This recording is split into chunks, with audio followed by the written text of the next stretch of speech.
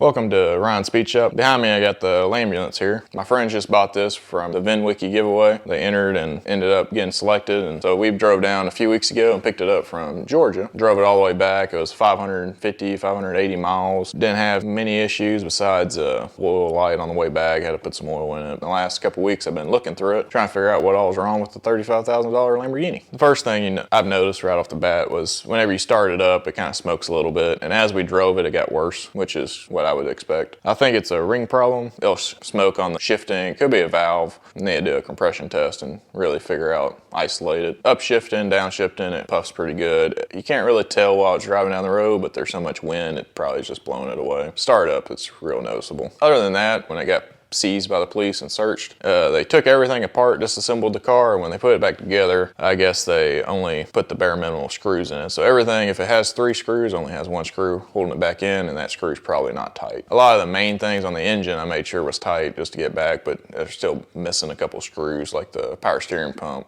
reservoir's only got 1 screw in it. Coolant overflow tank, I think it might have 2 screws because there's 2 different brackets. Front end is missing screws for the trim. There was like 1 or 2 there, just finger tight. I was able to pull the whole liner of the trunk out. The back panel was missing a whole lot of screws. There was 2 holding it on, so I figured that would be easy, just put some more screws back in it. Got it back to the shop. It was missing all the mount spots that they were just broke off. The 2 screws that are in it are gonna have to be what's left till we get some time to make some brackets to refasten it on there. Tail lights were real loose. Bolts weren't tight all the way, so I tightened them up. They might need to be shimmed a washer or so to line up with all the gaps. The back filler piece between the deck lid and the tail lights, that was pretty loose. Once my buddy gets back and we're able to make a run to the junkyard and get a whole bunch of hardware from random Volkswagens and Audis, we'll be able to piece it all back together and match it up fairly good. Upon driving it, we found out a lug nut was missing, fell off or broke on the way back from Georgia. Other than that, everything's fairly good. I mean, it runs and drives. If you can tolerate the smoke. The smell is interesting. It's pretty bad. I've had this car for probably 10 days now. The first few days I had the top up and all the windows were up. When I drove it back, it was raining. So we had the top up, pulled it in here and just kind of left it. 4 or 5 days later, I opened it up to drive it down the road, make sure everything's still working and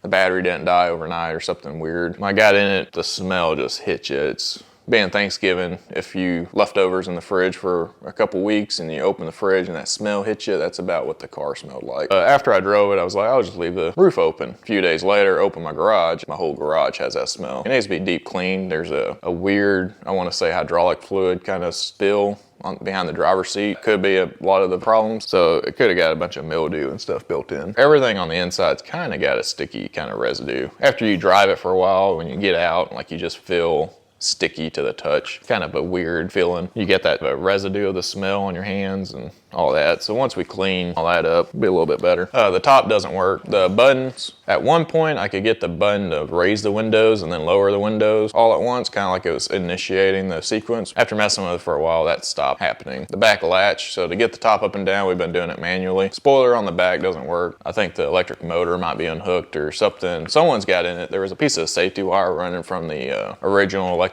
latch for the deck lid out to the back grill. I guess instead of using an Allen key like the manual shows, they just used some safety wire, which worked. Underneath the car, couldn't really look at a whole lot. All the panels are still on it, so you couldn't tell like someone just smacked it and just crushed the underneath of the car. The car is painted with like a plastic dip. It just looks dried and faded, and the car is a really good 50-footer at night kind of paint job. Any other time of the day, I mean, you'll get some lookers. All the lights were blacked out with paint that they just threw on it. They got runs and everything. The emblem on the back is broken, and basically any joint that it could break in, it broke. And then the eye, I guess, finally went away and they had a Sharpie. As long as you look crookedly at it, at an angle, blindfolded, it looks straight. They didn't get it straight at all. My friends are just gonna wrap it. They have sponsors to do the wrap job and everything. The heat doesn't work, so like I believe the solenoid's stuck in the AC mode and it's just not swapping over. The other problem I'll have is the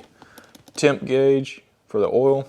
will just max out every once in a while, and it needs the new sending unit. All the interior panels, like the driver's side, all the clips for the side pieces and all that stuff, they're all broke. So once you pull the back divider board, which it's not really clipped, it just pulled right out, all the side panels just kind of fall in. So those are gonna have to get re-glued and fixed and put the screws back in it where the screws go. Just little things like that. The carpet probably needs to be cleaned really good, like pulled completely out. Pulling stuff out, we found things underneath the seats. But overall, it is what it is. See y'all next time. If you like this kind of stuff, like and comment, subscribe. I got more content coming.